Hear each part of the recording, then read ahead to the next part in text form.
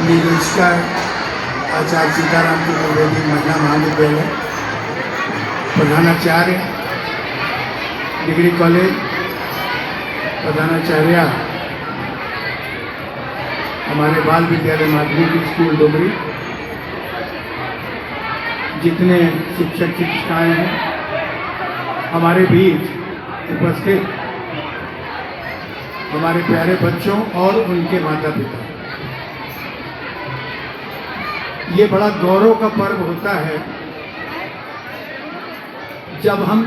15 अगस्त और 26 जनवरी के इस जश्न को मनाते हैं। 15 अगस्त का उत्साह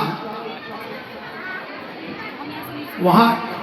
दूसरा होता है और आज 26 जनवरी का उत्साह इसलिए दूसरा होता है कि हम पूर्ण रूपेण भारत माँ को आज़ादी के बाद जैसा वो चाहती थी वैसा संविधान बना के प्रस्तुत करते हैं। आप अपना घर चलाते हैं या कोई भी मैनेजमेंट करते हैं तो उसका एक बाइलाज बनाते होंगे, एक रूपरेखा होती होगी। जैसे हमारा विद्यालय प्रहलाद घाट डोमरी और डिग्री कॉलेज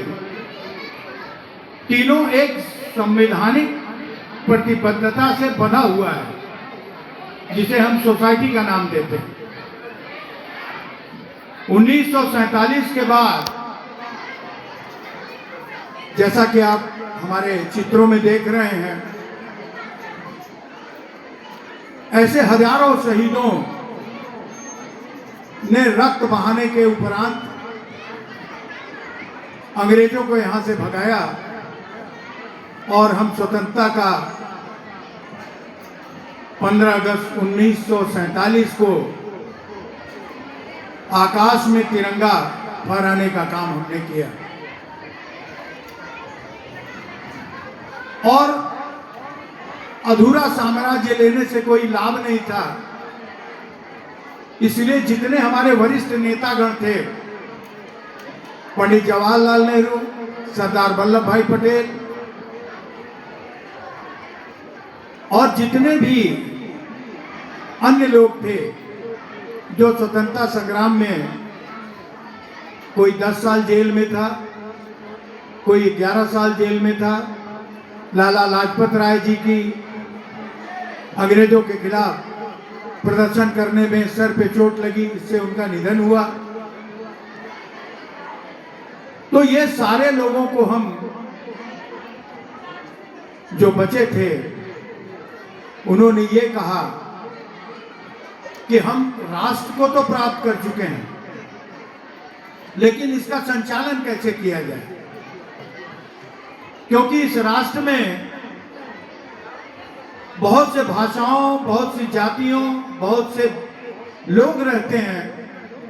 और ये हिंदुस्तान के अभिन्न अंग हैं जिन्होंने स्वतंत्रता संग्राम में खड़े होकर के अपनी आहुति दी और अपने जान को न्यौछावर किया। तो इनको भी इनका अधिकार मिलना चाहिए।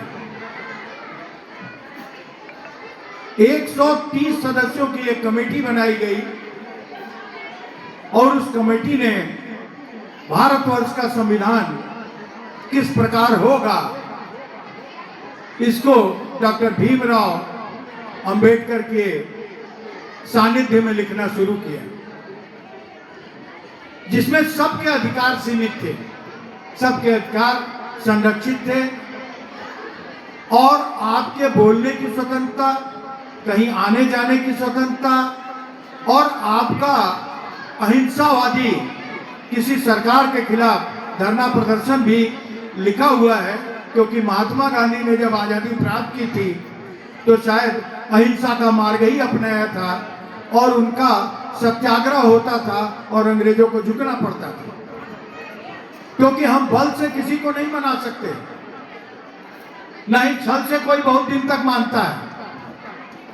हम शांतिपूर्ण तरीके से ही किसी को अपनी बात को मनवा सकते हैं और मना सकते हैं। एक समूह बहुत बड़ा हो और उसका एक कमांडर हो, अगर वो तानाशाह होगा तो वो समूह नहीं चला सकता, ये मेरा दावा है। लेकिन एक समूह हो और समय समय पर वो कमांडर बिगड़े भी, डांटे भी, प्रेम भी करे, प्यार भी करे और उनको उनकी विशेषता पर उपहार भी देता रहे, तो शायद ये पूरा समूह चल सकता है। ऐसा ही सोच के संविधान की रचना हुई और भारत देश को चलाने के लिए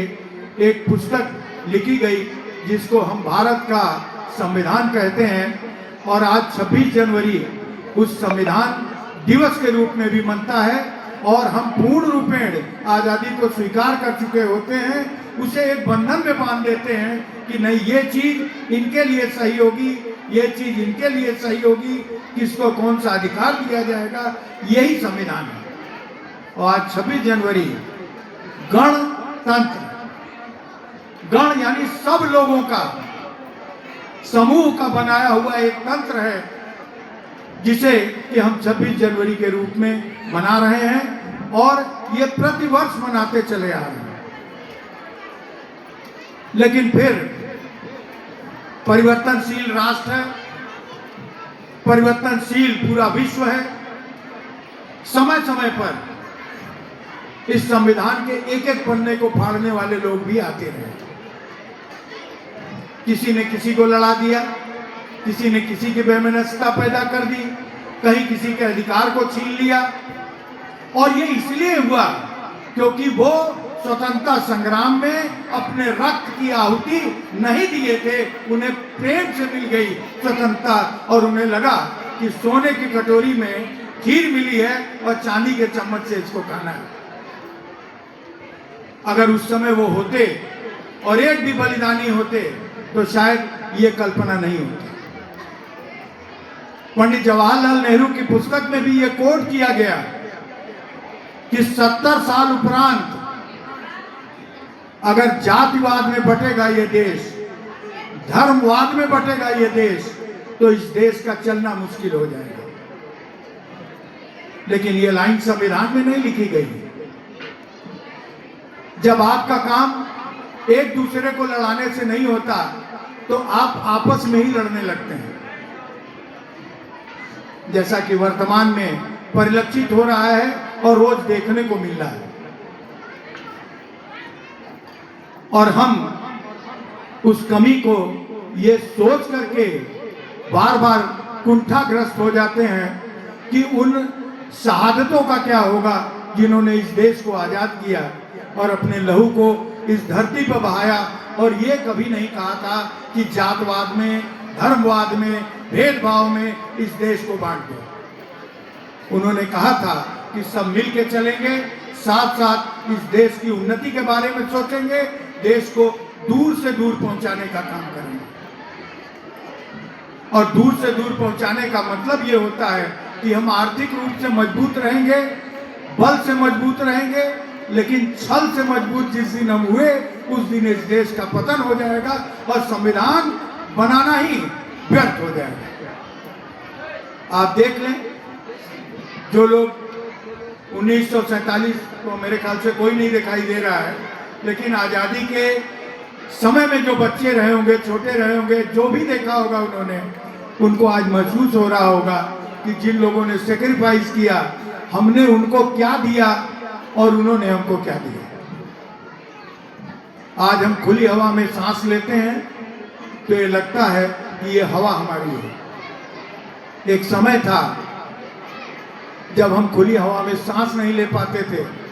और अगर लेने का प्रयास करते थे तो अंग्रेजों का चाबुक तैयार रहता था